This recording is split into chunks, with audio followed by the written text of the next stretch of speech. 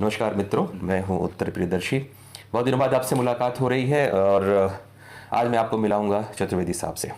चतुर्वेदी साहब कौन है? चतुर्वेदी साहब हमारे सहकर्मी हैं, हमारे सीनियर हैं। हम लोग एक साथ एक विभाग में हिंदी पढ़ाते हैं और चतुर्वेदी साहब बहुत अच्छे अध्यापक हैं, पर उसके साथ वो रचनाकार भी हैं और ख़ास करके कथाकार और कहानीकार। और अभी अभी उनकी बहुत महत्वपूर्ण पुस्तक आई है, जीवनी आख्यान। उन्होंने लिखा है न हन्यते नेताजी सुभाष चंद्र बोस पे। पर उसके पहले उन्होंने और भी कहानी संग्रह लिखे हैं और उपन्यास लिखे हैं और आलोचना की पुस्तकें भी हैं। पर आज हम मुख्यतः बात कर रहे हैं उनके सृजनात्मक व्यक्तित्व पे। और सबसे पहले मैं चतुर्वेदी साहब से, जिनका पूरा नाम मैं बताना भूल गया, प्रोफेसर सच्चिदानंद चतुर्वेदी है और जो डबल PhD हैं संस्कृत में और हिंदी में, और विभाग में यहाँ हैदराबाद विश्वविद्यालय के हिंदी विभाग में आने से पहले आप अरुणाचल प्रदेश में थे। और अब तो हम लोग साथ साथ बहुत दिनों से काम कर रहे हैं। तो हमने सोचा कि चतुर्वेदी साहब बहुत संकोच कर रहे थे, पर मैंने इनसे आग्रह किया कि संकोच न करें। हम लोग थोड़ी बातचीत करेंगे इनके इस नई किताब के बारे में और इनके कथाकार व्यक्तित्व पर। तो मैं चतुर्वेदी साहब से आग्रह करूंगा कि वो सबसे पहले अपनी सबसे पुरानी कहानी संग्रह या उपन्यास को के बारे में बात करें। ये सबसे पहले ये है, सबसे पहले ये है, ये है, ये इसका नाम है अधूरी रस्सी, एक पत्र था और ये प्रकाशित हुई थी 2009 में। और ये प्रकाशन राजकमल से। सबसे पहले तो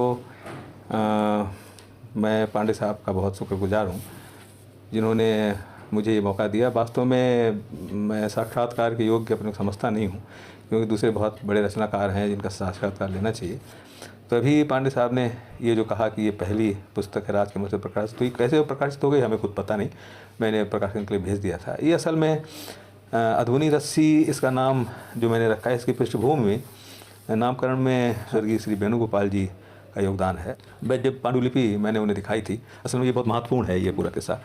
मैंने पांडुलिपि उन्हें दिखाई थी तो मैं बहुत क्या कहें, मैं बहुत संकोच में था कि वेणुगोपाल जैसे व्यक्तित्व के सामने पांडुलिपि कैसे लेके जाऊँ।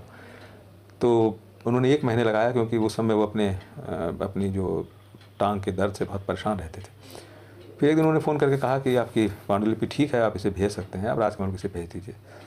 तो मैंने कहा कि वाकई आप सही कह रहे हैं क्या? तो उन्होंने कहा कि मैं मजाक नहीं करता, आप दोबारा ऐसी बात हमसे न कीजिएगा। तो मैं डर गया, वास्तव में हमें लगा कि हमने गलत कह दिया, तो हमने क्षमा मांगी।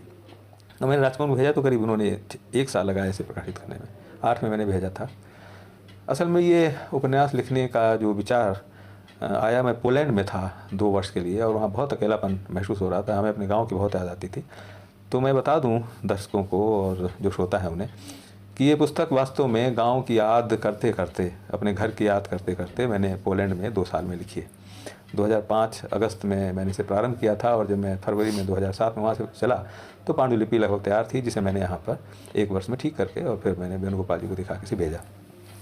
गाँव में मैं प्रायः देखा करता था कि जो प्रजातंत्र पे बड़ी बड़ी बातें होती हैं, वास्तव में प्रजातंत्र गांव में पहुंचा नहीं है, क्योंकि मैं जब 1975 में 1975 में जब गांव में था तो इमरजेंसी लगी थी, तो उधर आपातकाल का दंश कहीं न कहीं मेरे गांव के कई लोगों को भोगना पड़ा था। अधूरी रस्सी जो है वास्तव में ये अधूरा प्रजातंत्र है जिसे हमें गाँव तक पहुँचाना चाहिए और रस्सी पूरी हो जाए, यही मैंने इसमें अपनी बात कहने की कोशिश की। बहुत बढ़िया। और ये दूसरी पुस्तक है मझधार, ये भी छपी है अमन प्रकाशन से। ये कानपुर इसके बारे में भी वास्तव में मझधार जो है, इसका ईयर क्या होगा? हाँ, ये हमें लगता है 17 में है।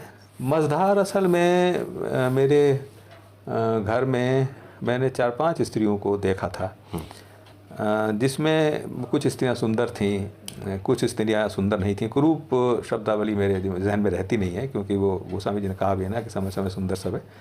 तो वही बात है कि कुरूप कोई होता है नहीं, सुंदर हो सकते हैं आप, लेकिन कुरूप नहीं होते, कुरूप मन की भावना है। तो ये मेरे घर में मेरी अम्मा, मेरी चाची, मेरी बुआ, मेरी दूसरी बुआ और कई स्त्रियों को मैं देखता था, लेकिन मैंने देखा कि कोई भी स्त्री सुखी नहीं थी, संतुष्ट नहीं थी। ये बात हमें हमेशा ध्यान में आती थी कि क्यों ना इन स्त्रियों पे बात की जाए। मेरे सब पात्र इसमें मझधार में पड़े हुए हैं और कोई प्रतिवाद नहीं करता, कोई प्रतिरोध नहीं करता, सब परिस्थितियों में पड़े रहते हैं और सब अपने अपने निष्कर्ष तक पहुंच जाते हैं। तो ये मझधार में हमारी बातचीत है। बहुत अच्छी बात आपने कही कि कुरूप शब्द आपके शब्दकोश में नहीं है। तो ये इस तरह से तो ये स्त्री विमर्श पर भी हाँ, पुरुष मानसिकता के कारण, अब चाहे इसे स्त्री विमर्श रखो, हमें लगता है विमर्शों में रखो या नहीं रखो, लेकिन भुगतना तो स्त्री का दुख है ये तो स्त्री का दुख है सर। ये तो मैंने इस उपन्यास में ही कहा। तो यहाँ तो यही बात थी कि स्त्री को आप किसी भी तरीके से आप इंटरप्रेट करें सर, अंततः वो घाटे के ही में रहती है। वही हमने देखा। यही है सर कि आप स्त्रियों के बारे में जो वास्तविकता है आप कहें तो विमर्श भले ही वो बन जाए, लेकिन लोग खुल के बात करते नहीं है। और अपने घर की तो हो तो कतई नहीं करते हैं। आप देखिए पहले उपन्यास में भी हमने अपने सीधे सीधे आक्षेप हमारे जो चौबे लोग हैं उन पे किया है कि वो बेकार के रईस नहीं है, फिर भी 20 रुपये पास नहीं है, लेकिन इतनी अकड़ है कि किसी को भी कब पीट देंगे, कुछ पता नहीं, कुछ कर देंगे। आपने गाँव देखा होगा उसमें, वो हमने पूरा इसको खोला। आप इसको पढ़ेंगे ना, आपको लगेगा कि आपके गाँव की बात पढ़ूंगा उसमें से है। तो ये सर मजेदार में है। बहुत बढ़िया। ये जो दंगा था इंदिरा गांधी के मरने पे जो हुआ, वो वास्तव में क्या किसी जाति विरोध में था या किसी संप्रदाय के विरोध में था? बहुत दिन हो गए जब तो ये समझ में आया कि वो किसी के विरोध में नहीं था। वो असल में लुटेरों का काम था। कानपुर में हमने देखा किसी को ना तो श्रीमती इंदिरा गांधी से कोई मतलब था, ना किसी को कोई कांग्रेस से मतलब था। और जो कांग्रेस वाले थे, जो नेता लोग थे, जो हल्ला मचाए हुए थे, उन्हें अपने अपने प्रमोशन की चिंता थी। ये सब मैंने देखा था। उसमें हमें सैनिकों की भी भूमिका बड़ी संदिग्ध लगी थी, क्योंकि मुझे याद है कि सैनिक जो है वो घर घर में घुस करके दबिश देते थे कि कौन लूट के लाया, कुछ नहीं लूट के लाया। बड़ा आश्चर्य हुआ। मेरा दरवाजा भी खटखटाया और 5-6 सैनिक आए दरवाजे पे, दरवाजा खटखटाया, हमने बत्ती जलाई और सर्दी थी, नवंबर था, तो हमने एक साल ओढ़ ली। मैंने कहा क्या है? सैनिक आके मेरे कान में बोला, क्या कर रहे हो, रात में सोते रहोगे, ऐसा मौका मिलेगा क्या?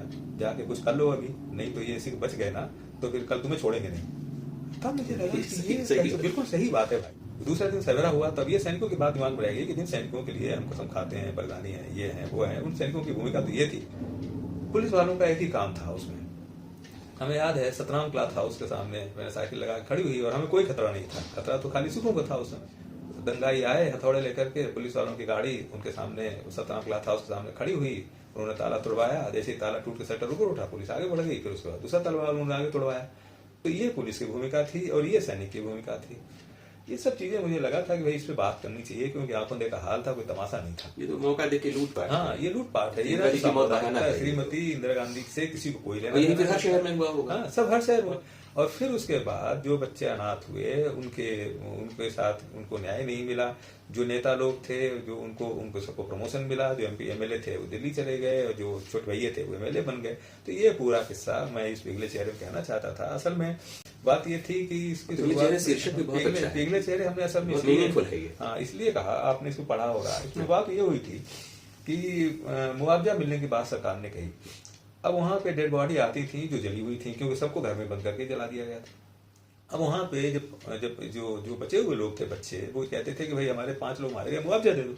तो कहते थे कि ये फोटो है, इसमें पहचान लो तुम्हारे कौन से लोग हैं। अब सब तो चेहरे जल के पिघल गए थे, पहचान कैसे लेते? कैसे पहचान? कहानी हम अभी बात कर रहे थे पिघले चेहरे, ये उपन्यास से 18 का उपन्यास से। और इसके बाद रोशनी की लकीरें, ये कहानी संग्रह है। ये 9 कहानियां इसमें हैं जो हमने समय समय पे लिखी हैं। और इसमें से ये भी कहाँ से प्रकाशित हुआ? ये भी अमन प्रकाशन से है। ये मैंने असल में समय पर कई लंबे समय से इसमें से 4 कहानियां तो वसुधा में प्रकाशित हुई हैं। तो 9 कहानियां इसमें हैं जो हमने लंबे समय में लिखी हैं। फिर कहानियां छोड़ करके मैं उपन्यास में चला गया उसमें से। तो ये कहानियां भी अच्छी हैं। इसमें से कई कहानियां था है जो कहानियां आपने कम लिखी हैं, उपन्यास में ज्यादा मन लगता है नहीं, क्योंकि कहानियों में असल में जी भरता नहीं, इसलिए इसमें से एक आध कहानी को हमने उपन्यास में बदल दिया। हरा पर्दा एक कहानी है इसमें, एक बीमार मनुष्य की, वो मैंने इसमें दिखा, मजधार में इसको थोड़ा सा दिखाया इसमें से। तो मैं तो चाहता था कि हर कहानी पे एक उपन्यास लिखा जा सकता है उसमें से। तो कहानियों से असल में जी भरता नहीं है, कहानियों में 2-3 महीने नहीं हो पाती है। फिर आप जी भर के कुछ कहना चाहें दुख सुख की बात, उसके लिए बड़ा प्लॉट चाहिए होता है। तो बहुत, मैं जब लिखता हूँ तो बहुत दुखी हो जाता हूँ, तो दुखी होकर ही लिखता हूँ, क्योंकि पता नहीं क्यों आदत है। नहीं, ठीक भी है, इसका मतलब है पहली कविता शोक से ही पैदा हुई थी। तो ये हमारा न हान्यते, जिस पर आज में विशेष बात करनी है, ये जीवन आख्यान है नेताजी सुभाष चंद्र बोस के जीवन पर। और ये चतुर्वेदी साहब की नवीनतम पुस्तक है, जो NBT राष्ट्रीय पुस्तक न्यास भारत से प्रकाशित हुई है। और ये 250 पेज की है। और इसके बारे में डॉक्टर साहब विस्तार से बताएं कि उन्होंने जीवन आख्यान से उनका क्या तात्पर्य है, और ये किताब कैसे अन्य किताबों से विशिष्ट है, और उन्होंने सुभाष चंद्र बोस पे ही क्या लिखा। असल में सुभाष चंद्र बोस के बारे में मन में एक बात हमेशा रहती थी जब मैं विद्यालय में था। गांधी जी पे खूब बात होती थी, नेहरू पे खूब बात होती थी, नेताजी की खाली तस्वीर लगती थी। अब ये बात ग्रंथ के रूप में मैं क्लास 6, 7, 8 से ही मेरे दिमाग में आने लगी थी कि ये कौन आदमी है जो वर्दी पहन के है, और उस पर कभी कोई कार्यक्रम नहीं होता था नेताजी पे। फिर जब थोड़ा बड़ा हुआ, जब क्लास 12 वगैरह में पहुंचा, तो गांव में चौपाल के आसपास, अलाव के आसपास, चौपाल में अलाव के आसपास बैठ के लोग कहने लगे अब नेताजी आ जाएंगे, पूरा देश स्वतंत्र हो जाएगा, अब सब नेताओं की अकल ठिकाने आ जाएगी। भाई कहाँ से आ जाएंगे? जब मैं साइकिल से आता था तो रास्ते में रेलवे ट्रैक के किनारे किनारे दीवारों पे लिखा रहता था जय गुरुदेव, अब नेताजी आ गए, फलाना हो गया, ठिकाना हो गया। तो बार बार आया, अब नेताजी तो कभी आया नहीं। किसी ने कहा कि तो मैं भी बहुत रोमांचित हो जाता था कि यार ऐसे समय नेताजी आ जाए तो जितने भ्रष्ट नेता है इनका सबका थोड़ा सा ठिकाना हो जाए और नेताजी आ जाए, तो लगता था कि भाई अब सब कुछ ठीक हो जाएगा। लेकिन जय गुरुदेव आए और चले गए, हवा मुड़ गए। उनका किसी ने कहा वैसे ही चश्मा लगाते हैं, वैसे ही लगाते हैं। ये बात उठी थी जय गुरुदेव ने भी कहा था मैं ही सुभाष चंद्र बोस हूँ। फिर अभी थोड़े दिन पहले मैं बताऊं, इसको असल में ये नहीं लिखता मैं, राजेंद्र यादव जीवित थे, तो उन्होंने एक हंस के संपादकीय में मेरी तेरी उसकी बात, हाँ मेरी तेरी उसकी बात में उन्होंने एक चीज लिखी थी कि हिंदी साहित्य में जीवनियों पे काम बहुत कम होता है। आप ध्यान कीजिएगा, संपादकीय याद आ जाएगा। उन्होंने फ्रांस कथाएं तो है उन्होंने कहा कि फ्रेंच में, इसमें उसमें इतने बढ़िया बढ़िया लिखा गया है, हिंदी में कोई बायोग्राफीज नहीं लिखते हैं लोग, उसको काम करने की जरूरत है। तो मुझे लगा कि तब उस समय मैं कोई दूसरा उपन्यास लिख रहा था, मुझे लगा कि अब कभी उपन्यास से अगर जीवेगा तो चलेंगे, किसी जीवनी काम करें। अच्छा, नेताजी के बारे में बहुत कम लोग कुछ जानते नहीं, हम खुद ही नहीं उनके बारे में बहुत कुछ जानते। तो मैंने सोचा कि चलो काम इस पर शुरू करते हैं। फिर मैंने पुस्तकें इकट्ठी करनी शुरू की और अधिकांश पुस्तकें अंग्रेजी में हैं, जिसमें शिशिर बोस और सुगाता बोस की प्रमुख पुस्तकें हैं, जर्मनी में लिखी गई पुस्तकें हैं, उनकी स्पीचेज हैं, बर्मा की जेल में जो उन्होंने लिखा हुआ है। हिंदी में नहीं था, हिंदी में हमने कुछ पढ़ा नहीं था। हिंदी में जीवनियां नहीं है हिंदी में। नहीं तो अगर हिंदी में अगर ऐसी जीवनी एनबीटी से छपी होती तो दोबारा पिच पर क्यों करते हो? हिंदी में फिल्में कुछ बनाई, फिल्में 84 पे है, फिल्में हैं। नेताजी पे कोई देखिए, नेताजी पे किसी ने लिख दिया जर्मनी से वापसी, 50 पेज की छप गई बुकलेट। किसी ने लिख दिया मारे गए नहीं मारे गए, ताइपे में टुकड़े में बात है। एकदम आद्योपांत उनके पिताजी से शुरू करके और ताइपे की दुर्घटना तक की कोई जीवनी हिंदी में हमने नहीं पढ़ी। अच्छा, कह रहे मुझे ध्यान आ रहा है, अब जब आप कह रहे हैं राजेंद्र यादव की बात से मैं जोड़ रहा हूँ, तो मुझे बात सही है, ध्यान में आ रही है कि आप देखें तो गांधी जी या नेहरू जी या इंदिरा गांधी, जयप्रकाश नारायण, लोहिया, भगत सिंह, बहुत सारे लोग हैं जिनके बारे में कहा जीवनियां लिखी गई हैं, ढंग से नहीं लिखी गई है, टुकड़ा बातें हुई। मैंने नेताजी पे देखा, मैगजीन्स में आती है 4 पन्ने का एक आलेख, नेताजी काबुल में, ये सारे बड़े लोग हैं, इन पे पूरा विधिवत होना चाहिए काम। तब फिर मैंने अच्छा, उसी समय एक और प्रसंग मैं आपको बताता हूँ जो मैंने इसमें लिखा गया। यहाँ 2014 में जब ज्ञानपीठ मिला था केदार जी को, वो आए थे यहाँ पे, और उसी समय हमारा उपन्यास खत्म हुआ था। तो मैं सोच रहा था कि जीवनी पे किसी काम करूँ, नेताजी दिमाग में थे। तो ब्रेकफास्ट गेस्ट हाउस में मैंने केदार जी से कहा बड़ी विनम्रता से कि सर नेताजी पे सोच रहा हूँ जीवन आख्यान लिखूं। तो जीवन आख्यान शब्द से वो चौंके नहीं, क्योंकि थोड़ी छूट आपने पूछा ना जीवन आख्यान जीवनी में, तो बहुत तत्परता से हट करके किसी भी अगर थोड़ा सा विस्तार से थोड़ी सी रोशनी डालें, जीवनी और बायोग्राफी, जीवनी और जीवन आख्यान। तो अभी केदार जी वाली बात पहले बताऊं कि केदार जी से मैंने कहा कि सर उस पर लिखना चाहता हूँ। तुमने एक बात कही, उन्होंने कहा कि जरूर लिखिए, लेकिन कोई अवधि को सीमा बांध के ना लिखिएगा, और जल्दबाजी करेंगे तो काम अच्छा नहीं होगा। ये बड़े राइटर थे आपको, ये बात मेरे गांठ बांध रही। और हमने फिर एक पन्ने का अनुवाद, कहीं हाथ में ट्रेल लाया, फिर पैराफ्रेजिंग की, फिर इकट्ठा करके 600 पेज मैंने लिखा हिंदी में। फिर उसकी कॉपी होती रही, और फिर मैंने पहले 100 पेज लिख लिया था हाथ से, फिर हाथ से मेरे लगा नहीं होगा, फिर मैंने डायरेक्ट कंप्यूटर पर लिखना शुरू किया। ये पहली किताब है जो हमने डायरेक्ट कंप्यूटर पर लिखी, उसमें से हमने फिर हाथ नहीं लगाया शुरू। अच्छा, जीवन आख्यान असल में मेरा उद्देश्य ये था कि घटनाओं का खाली जिक्र मैं नहीं करना चाहता था। मैं चाहता था कि जिस भावना से प्रेरित होकर वो घटना घट रही है, उस भावना को थोड़ा बांधा जाए ताकि पाठक थोड़ा रुके। अब जैसे एमिली सेंकल से उनका प्रेम हुआ, अब जहाँ चाय पीने बैठ रहे हैं वहां पे, अब वो चीजें तो हमें कहीं ट्रांसलेशन में मिलेंगी। तो वहां पे हमने अपने उपन्यासकार होने का, अब मान लीजिए वो जब कहा कि अब वो पनडुब्बी से जाएंगे, तो अपने एक साथी के साथ वो बैठे मिले वहाँ पे स्टेशन पे कि वहाँ से जाएंगे, फिर वहाँ से दूसरी जगह जाएंगे, वहाँ से पनडुब्बी से वो जापान के लिए निकलने वाले थे। अब वो वहाँ पे कैसे बैठे हुए हैं, उन्होंने क्या पहना हुआ है, उनके जूते कैसे हैं, जब वो डिब्बे में घुसते हैं तो कैसे बिहेव करते हैं, हाँ पनडुब्बी में। तो वो पूरी घटना में कि जब उनको आया तो उनका मीट इतना ठंडा था कि दांतों से खींचना पड़ता था। अब ये कहाँ मिलेगा, तो वो थोड़ा हमें वो करना पड़ता। तो जीवन आख्यान वहाँ पे है, अदरवाइज घटनाक्रम बिल्कुल वही है जो किसी जीवन में बायोग्राफी मिलेगा। वहाँ पे किसी घटनाक्रम है तो घटना में को सही तरीके से प्रस्तुत करने की जो कला है वो उपन्यास की शैली में हमने प्रस्तुत किया, लेकिन घटना सही है, घटना वही है। लेकिन चलिए, तो आप जीवनी भी तो लिख सकते थे ना? जीवन आख्यान? हाँ, जीवनी नहीं, फिर हमें चैन नहीं मिलती, क्योंकि हम असल में इसी में मेरा दम घुटने लगा था, क्योंकि बहुत बंधा हुआ महसूस करता तो था। प्रॉब्लम क्या थी जीवनी लिखने में? नहीं, जीवनी नहीं, मैं असल में इसको उपन्यास की शैली में ले जाना चाहता था। हाँ। लेकिन वो उपन्यास की शैली में चला नहीं वो, हाँ। क्योंकि हमारे पास छूट बहुत नहीं थी। हाँ। आप जब किसी की जीवन पे बात करते हैं घटनाक्रम में, तो बहुत छूट आपके पास होती नहीं, बहुत इन्फॉर्मेशन भी चाहिए। हाँ, सूचना भी चाहिए। अच्छा, हर सूचना सही होनी चाहिए। अगर लिखा है कि 1934 1934 और अगली घटना 1935 में घटनी, कई बार ऐसा हुआ कि मैं इसमें गलती कर गया, अगली घटना पता लगा 1930 में लिख दिया, तो अरे यार अभी 34 बात करो, 35 कैसे 30 कैसे आ गई, बड़ा मैंने तो जीवन आख्यान में एथेंटिक होने का दबाव नहीं रहता है। ठंडिक होने का दबाव तिथियों में, और जो घटनाएं हुई, देखिए नेताजी तो इतने बहुचर्चित हैं कि आप कोई भी घटना उसमें जोड़ घटा नहीं सकते। हाँ, हाँ। घटना आप जोड़ घटा नहीं सकते हैं। हाँ, ये जरूर है कि प्रस्तुतिकरण बदल सकते हैं, फैक्ट में चेंज नहीं कर सकते आप, बस कहने के तरीके में चेंज कर सकते हैं। प्रेजेंटेशन बदल सकते हैं। प्रेजेंटेशन। तो ये जीवन आख्यान को आप चाहें तो कहेंगे प्रस्तुति का की एक शैली है। तो देखिए मैं बताऊं, क्योंकि मैं तो 3 उपन्यास लिख चुका था, कहानी संग्रह, मेरा दम बीच में करीब, मैं बताऊं 2 साल पहले मैंने मेरे पति से कहा भी कि ये नहीं हो पा रहा है, क्योंकि मैं इसमें इतना बधा महसूस कर रहा हूँ कि थोड़ा सा भी उठने की कोशिश करता हूँ और वो नहीं चल पा रहा है, क्योंकि वो घटना ही बदल जा रही है उसमें। तो मैं सोचा छोड़ दूंगा, क्योंकि उपन्यास ही लिखूंगा, अभी हमारे बस का नहीं है। फिर सोचा कि नहीं, अब लिया वो काम है, वो केदार जी रह नहीं है, तुझसे हमने कह दिया था, तो उसको पूरा ही कर लेता हूँ उसमें से। तो फिर मैं लग गया इसमें अंत में। फिर हमने, अच्छा अब आप देखिए इसमें वो कि जो जब एनबीटी में से बात हुई, तो एनबीटी वालों ने कहा कि इसमें कहीं कहीं पे बहुत, वो क्या कहेंगे, पाठक को बहुत देर तक रोकना पड़ रहा है। तो कुछ अंश ऐसे हैं, आप अगर हो सके तो 100 पे पृष्ठ आप इसमें कम कर दीजिए, क्योंकि किताब नहीं, किताब बहुत मोटी हो गई।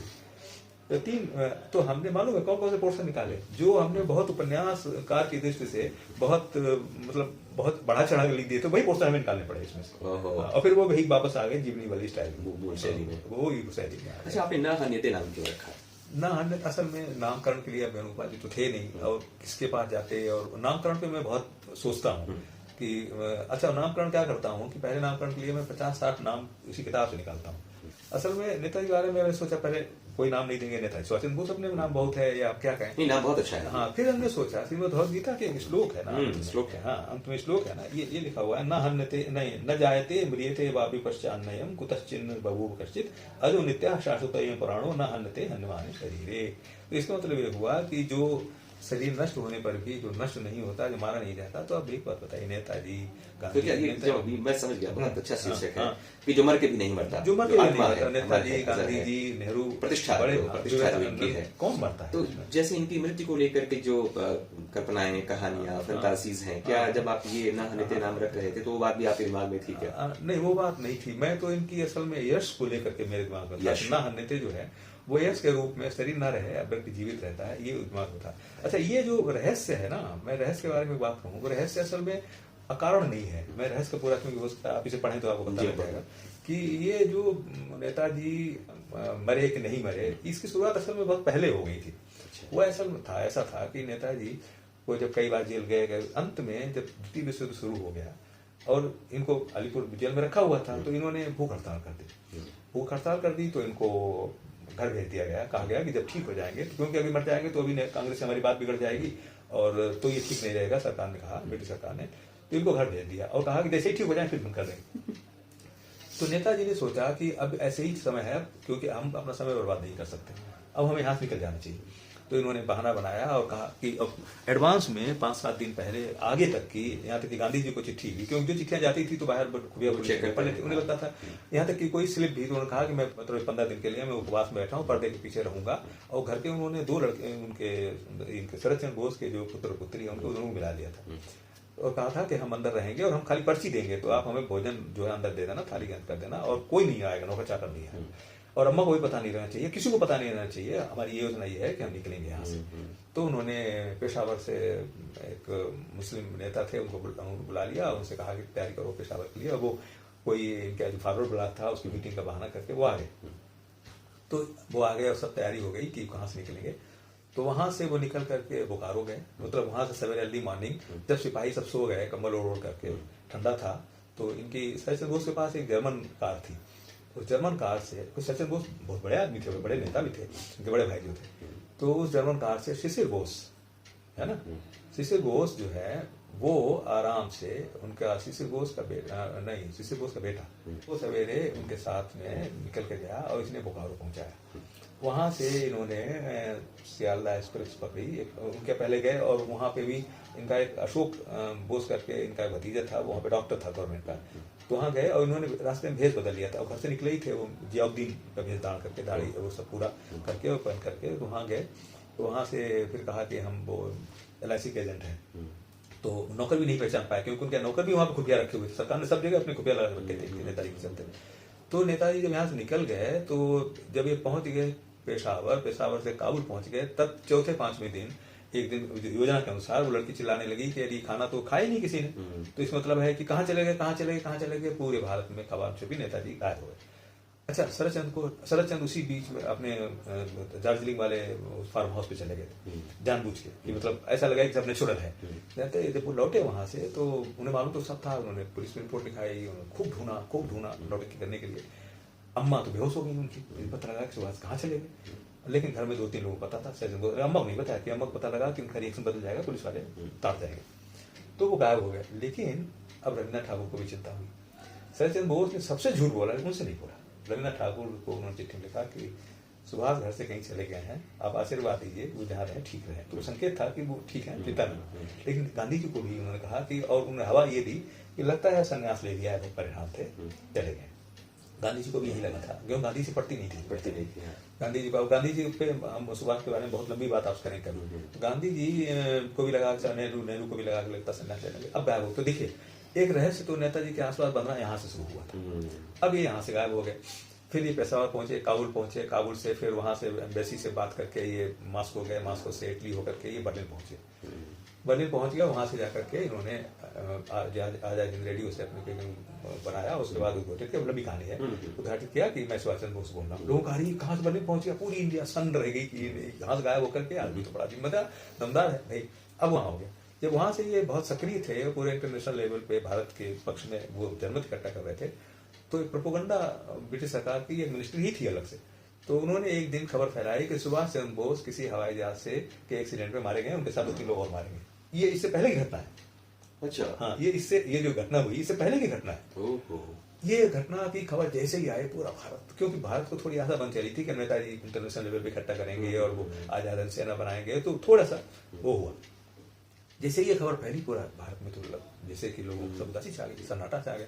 यहाँ तक कि नेहरू जी ने शोक संदेश भेज दिया उनकी अम्मा को, गांधी जी ने शोक संदेश भेज दिया, अब्दुल कलाम आजाद ने संदेश भेज दिया, जितने बड़े नेता थे, यहाँ तक कि कृपलानी ने भी संदेश भेज दिया भाई, सन्नाटा छा गया।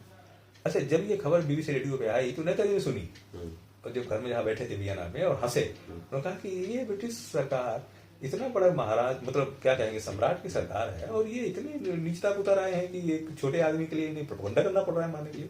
दूसरे दिन सवेरे उन्होंने कहा कि मैं आजाद हिंद रेडियो से सुभाष चंद्र बोस बोल रहा हूँ और मैं मारा नहीं गया हूँ, ये ब्रिटिश सरकार की चाल है, आपने सोच रही है। पूरा भारत में फिर एक बार गुस्सा आ गया। तो देखिए, इनके आसपास 2 बार ये मामला रहस्य में निपटा। तीसरी बार जब वो ताइपे से फाइनल उड़ रहे थे, वो भाग रहे थे एक्चुअली, वो कि बर्मा से निकल आए थे। बर्मा में भी असल में इनके ऊपर बम फेंक दिया था, तो इनकी गाड़ी के पास 18 फीट गड्ढा हो गया था। हाँ, जिस गाड़ी में वो थे, वो गाड़ी तो पूरी ध्वस्त हो गई थी। बाइक में बाहर खड़े थे ये, ऊपर से हॉस्पिटल में अपने सैनिकों को देखने गए थे। वो सैनिक वो पूरा वो हॉस्पिटल तो ब्रिटिश सरकार क्या पूरी उनकी वो थी। तो ये वहां से भाग रहे थे, तो यहाँ आए थे, तो यहाँ से जापान सरकार से मदद मांगी, तो उसने कहा कि हम केवल एक आदमी को ले जाएंगे फाइटर प्लेन पे। तो उन्होंने कहा कि नहीं, एक अब्दुल रहमान को ले लो। तो अब्दुल रहमान ले लिया, और जैसे ही प्लेन उड़ा तो बाएं वाला पंखा टूट गया। तो रहमान ने वो पंखा टूट के उड़ते हुए देखा, और वो करवटें लेता हुआ नीचे गिरा, और सब जो सामान था वो सब शीशे की खिड़कियों के पास आ गया, खिड़कियां सब टूट गई, और पूरी वर्दी पहने हुए थे गैसोलीन से भीग गई। और पायलट को इन्होंने जगाने की कोशिश की, वो जागा नहीं। अब्दुल रहमान होश में आ गए थे, होश में आ गए थे, किसी तरीके से आगे पीछे कहीं शीशा तोड़ करके बाहर निकले, लेकिन तब तक आग लग चुकी थी। तो ये पूरी तरीके से जल गए थे। ताइपे के अस्पताल में भर्ती कराया गया, और ये को बार चिल्लाया नहीं, पूरे जले हुए थे, 80% से ज्यादा जल गए थे। वहीं रात में इनकी मृत्यु हुई। ये असली बात यही है। लेकिन जब ये गिरा विमान, और जब ये खबर आई, तो लोगों को भारत में कभी विश्वास नहीं हुआ, क्योंकि पहली बार ये हो चुका था कि अरे अभी तो ब्रिटिश सरकार ने कह दिया मारा गया, फिर ब्रिटिश सरकार सेम स्टाइल ब्रिटिश सरकार ने मारा गया। तो ये है मसल रहस्य उनके पीछे का, कि लोगों को विश्वास आज तक क्यों नहीं हुआ। हो गया फिर उनकी वहां पे अब्दुल रहमान भी मर गए। अब्दुल रहमान बाद में, तो उसने बताया होगा ना? हाँ, उसने बताया ना, अब्दुल रहमान तो साथी भी थे। तो उन्होंने बताया, तो फिर इसके बाद नहीं, इसकी किसी को विश्वास नहीं हुआ, किसी ने मरवा दिया, इसने झूठ बोला, उसने झूठ बोला। अब्दुल रहमान झूठ बोलना है सर? नहीं, कोई नहीं। हाँ, क्योंकि अब्दुल रहमान कौन है, कहाँ है, कोई, क्योंकि वो तो जर्मनी से लाए थे। अब्दुल रहमान को इंडिया छोड़ गया, तो वहीं रह रहा था ना, बर्लिन में ही। तो वहीं पे लोग इकट्ठे किए थे उन्होंने जाकर के, वो आजाद हिंद सेना के गठन में उसमें सहायता कर रहा था अब्दुल रहमान। तो प्रत्यक्षदर्शी था। हाँ, प्रत्यक्षदर्शी था, लेकिन विश्वास नहीं किया। अब अब्दुल रहमान का क्या हुआ, हमने बात पता नहीं लगाया। तो जैसे ही मरे, तो वैसे ही फिर यहाँ पर रिएक्शन ये हुआ कि मुझे पता लग गया कि मर गए, उनकी अस्थियां जो है वो जापान के किसी मंदिर में रख दी गई, नाम नहीं ध्यान। हाँ, फिर यहाँ पर जैसे ही खबर आई तो ब्रिटिश सरकार ने ऑलरेडी लोगों सबको गिरफ्तार करके रखा होता, पूरी सरचंद बोस की फैमिली को, उनको सबको रिहा कर दिया, है ना। अगर मारे नहीं गए होते तो रिहा नहीं करते, ये नेता को सोचना चाहिए ना। तो मित्रों, मैं उम्मीद करता हूँ कि आपको प्रोफेसर चतुर्वेदी साहब से कोई आज की बातचीत अच्छी लगी होगी। आप उनके कथाकार व्यक्तित्व से परिचित हुए होंगे। चतुर्वेदी साहब का बहुत आभार समय देने के लिए, हमसे बातचीत करने के लिए। और आभार मैं प्रकट करना चाहूँगा अपने प्रिय शोध छात्र सेतु वर्मा का भी, जिन्होंने मेरे अनुरोध पर इसकी एडिटिंग करना स्वीकार किया है। शूटिंग तो मैंने खुद ही कर ली जैसे तैसे, पहली बार। धन्यवाद मित्रों।